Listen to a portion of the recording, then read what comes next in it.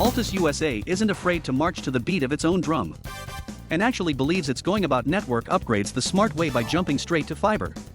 That's coming up next on this Telecom News Bite for Monday, April 4th, 2022, sponsored by 911 Inform, delivering next-generation emergency services to the enterprise today and making every second count when it matters most.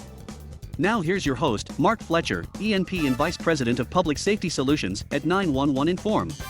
Rather than following other cable incumbents and pursuing DOCSIS 4.0, the new high-speed cable technology that'll enable broadband gigabit services, Altice has recently laid out a plan to overbuild its hybrid fiber coaxial network and blanket 6.5 million locations with fiber by 2025. Speaking during a New Street Research Investor Conference, Altice USA Executive Vice President of Corporate Finance and Development, Nick Brown, said the decision to make that move was a no-brainer for the company, but acknowledged that it's in a slight different position than fellow cable giants Comcast and Charter Communications. Brown said that Altice USA's own experience and that of its sister companies in Europe gave it much better insight into where the transition to fiber would be and what it would look like in terms of costs and returns, which left it unafraid to take the leap. But it also already faces a lot of fiber-based competition relative to others. That's especially true from Verizon Fios in its legacy Cablevision footprint in the eastern part of the country. Altice has already upgraded its head ends and backbone rings with fiber, and since DOCSIS would require it to push fiber much deeper and deeper into the network anyway, Brown said it made sense to go all in and pull forward the benefits that full fiber has to offer. The FTTH, or fiber to the home, end-to-end glass network that we're deploying here in the US is pretty much the end state, the logical end state of a coax upgrade anyway, Brown argued. In terms of concrete benefits, Brown said that the move to fiber will allow Altice USA to save in the low hundreds of millions in operating expense and materially reduce its capital expenditures over time. It's also expected to help Altice more effectively compete by allowing it to offer a better product, reduce churn, and improve network reliability. Brown also pointed out that it'll make future network upgrades much easier. Today, it's got around 500,000 active components in its coax network, nearly all of which need to be touched for a DOCSIS upgrade. But with fiber, the equivalent is about 1,000 to 2,000 pieces of equipment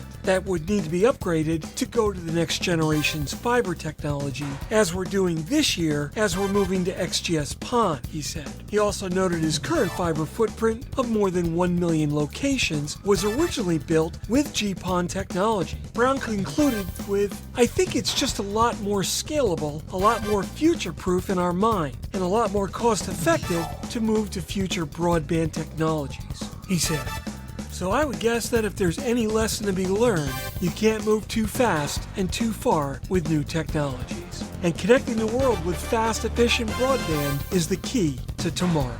That wraps up this episode of Telecom News Bites, brought to you by 911 Inform, delivering next-generation 911 solutions for the enterprise today, making every second count when it matters most.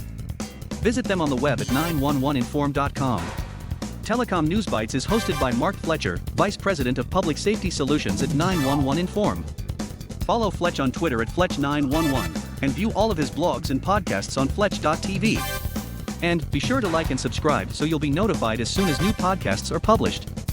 Telecom News Bites is published every Monday through Friday and is available on most podcast platforms such as Apple Podcasts, Spotify, and the iHeartRadio network. Thanks so much for listening. We'll catch you next time. Take care.